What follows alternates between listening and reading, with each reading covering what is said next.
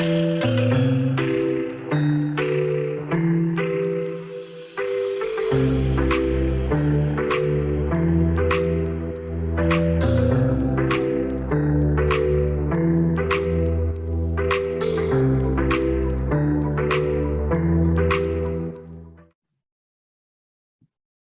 inventory research. You can't very well call yourself a real estate expert for a particular neighborhood if you don't know what's selling, how often, and for how much. But that isn't where your investigation stops. Inventory can be tricky metric, try and quantify, which is why you are going to talk about and try to predict the future demands for homes in a particular area, as well as how you think the neighborhood will respond to that demand. You need to know about the absorption rate and turnover rate. The key is absorption rate and turnover rate. You need to know what that is. That's how you define a farm area. That's how you define if you're going to be able to grow your business in that area. Because if the absorption rate is way down, meaning number of houses selling, then I wouldn't say you're wasting your money, but you're not putting your money to good use. You need to know your competition. How many agents are going after those listings in that area?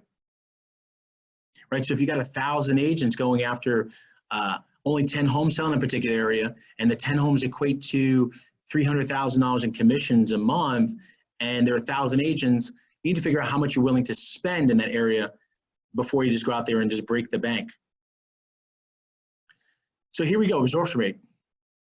Absorption rate helps you predict the number of months worth of inventory that exists in a particular area, a particular place, a powerful statistic to have at your fingertips when discussing the real estate market. So how do you calculate the absorption rate for the farm area? Well, it's the number of active listings per last month, number of listings sold last month equal absorption rate.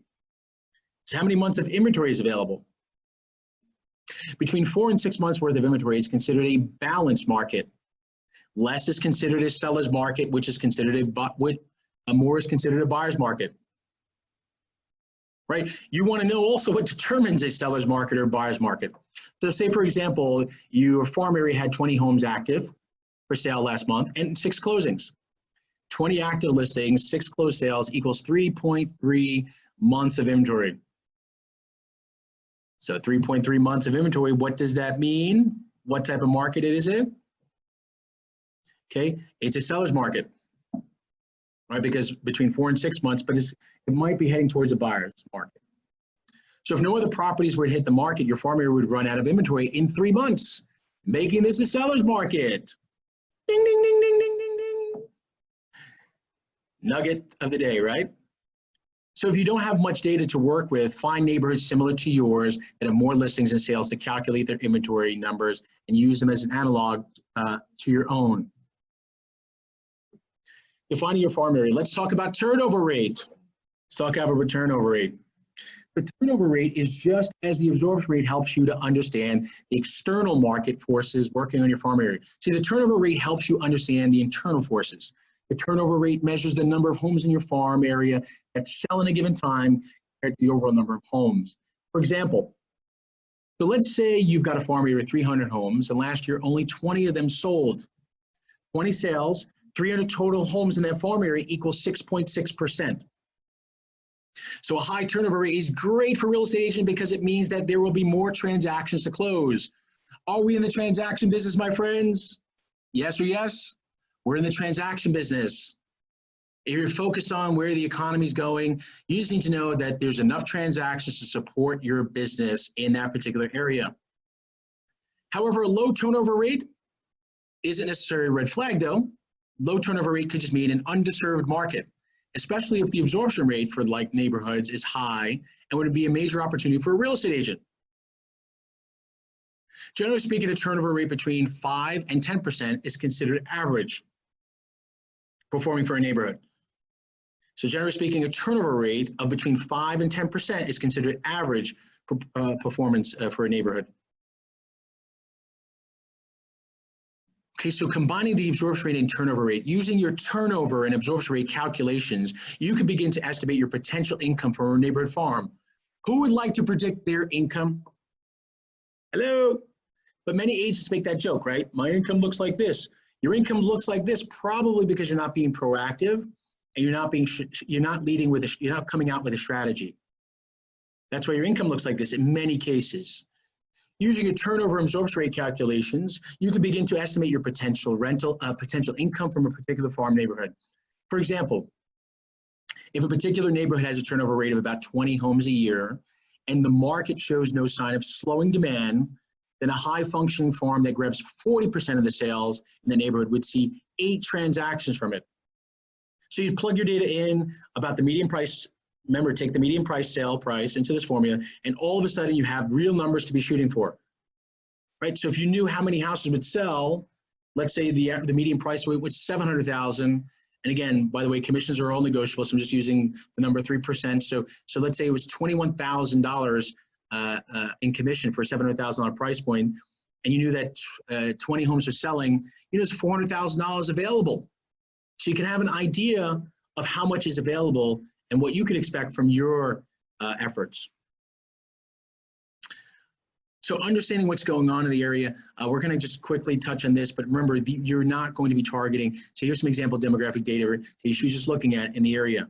Okay, you just want to understand, number one, what are the preferred methods of communication? So the whole purpose of this is you want to understand preferred methods of communication, how do they consume news and information, and are the customers on social media? That's the purpose. You're trying to understand what's going on in a particular neighborhood. What are the preferred methods of communication? How do they consume news and information? Are they on social media? Right, so here we are, guys. This is what I wanted to talk about. Please remember, this sorting of demographic data is for purposes of understanding the makeup of your existing farm area, not for purpose of populating it. To consider a buyer candidate for particular based on race, color, religion, gender, handicap, familial status, or national origin is violation of Civil Rights Act 1968. Federal Fair Housing Law prohibits anybody from doing this. You understand? 17 protected classes. Okay, just want to make sure I share this with you. It's really, really important. It's not about populating, it's just for your understanding of the makeup of the area, understanding. So the market is going to tell the tale when it comes to the number of homes that will be moving, that will move in a particular neighborhood every year. Understand your audience will better allow you to craft a message that will resonate with them and allow you to capture more of those sales as your own. How to create your real estate farm marketing strategy. So know that you know all the important information about your neighborhood farm. It is time to start planning out your message strategy and actually releasing the communication into the wild. Throw it out there. Woo! It's like fishing, right? Throw the line, you chum in the water, right? Throw in the message, throw the line in, try to catch the fish, right? Or plant the seed, water it, take the crops. Got those visuals? I like to create some visualizations for us, so we kind of want, understand where we're at. Here are the 4 most important things you have to remember when communicating with your farm area. You have to communicate. I'm going to pause. I want you to take that in. You have to communicate with the farm as well. Many agents will start a farm, but not communicate with the farm. So every message must provide value. Mike, I don't know what to say. Think about it. So every message you send must provide some sort of value to the people who are reading it. See, it doesn't have to be the same value each time. In fact, it should be varied. Turn your clock back. Sorry, I know that is an effective way of at least sending another message to someone. It just makes me bananas when people send turn your clock back. It's okay, so you can send it, but focus on just trying to be a little bit different. So there should be something that your receiver walks away from your message better for reading it. What's in it for me? The radio station, WIIFM.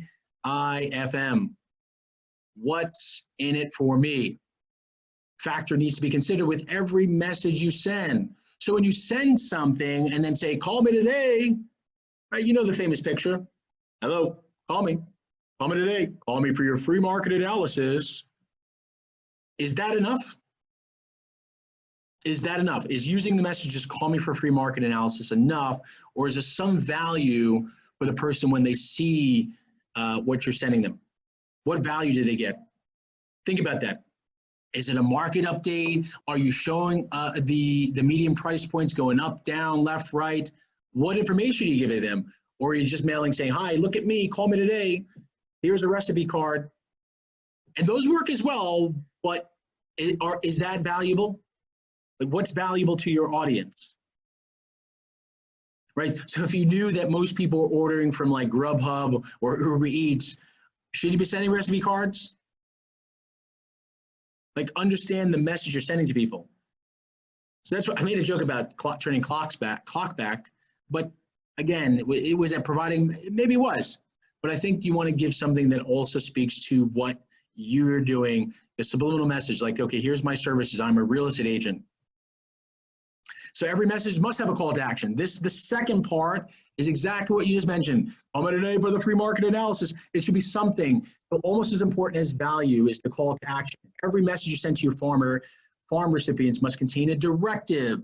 Some push down the funnel, okay, even if that pushes is incredible, small, and discreet. For instance, not every message has to end with, call today, list your home with me. Something can be more subtle, like sign up to receive a regular market report about your neighborhood.